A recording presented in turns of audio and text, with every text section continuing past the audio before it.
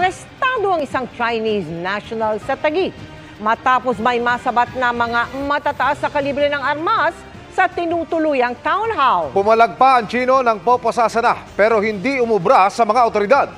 Tinangka namang suhulan ang mga pulis ng kapwa niya Chinese kaya dinakip din ito. Nakatutok si John Consulta, exclusive. Armado ng search warrant, pinasok ng mga tauhan ng NCRPO ang townhouse na ito sa isang exclusive subdivision sa Taguig. Sa loob ng isang vault doon, na-recover ang isang high-powered long firearm at mga bala ng M16. Sa pagitan ng mga pader sa isang palapag, na-recover naman ang ilang pang mga gamit na pilit na itinago ng mga suspect Chinese national.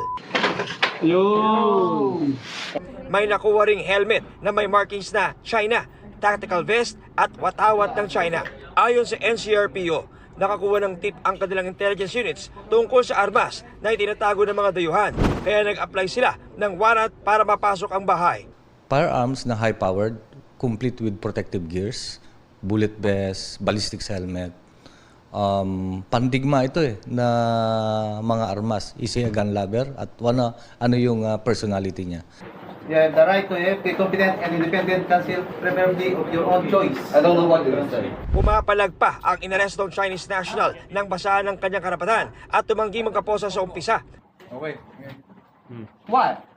Why? Oh, maligalig.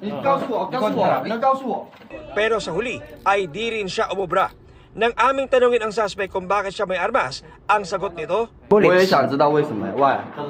Why? 为什么 Hindi niya daw po alam, sir. agaw pansin din ang dalawang luxury vehicle, partikular ang mamahaling McLaren sports car na ito na magkaiba ang improvised plate sa likod at harap. Nakakuha tayo ng luxury cars. Meron yung electric car at meron yung McLaren. It's worth about 15 to 30 million. So napakamahal saan sila kukuha nun. We are questioning this kasi walang document silang napakita. So we will be coordinating with the Bureau of Customs and the concerned agency.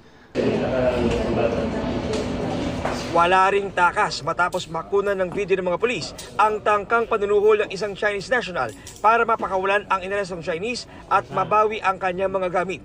Dinakip din siya ng NCRPO. They bribe the police officers. So the profiling will continue. That's why na-arrest. Additional case na naman laban sa kanila ang may ipapatong. Magsasagawa ng follow-up operation ng NCRPO para matukoy ang pagkakakilanlan ng iba pang kasabwat ng inarestong grupo. Para sa GMA Integrated News, John Consulta, nakatutok 24 oras.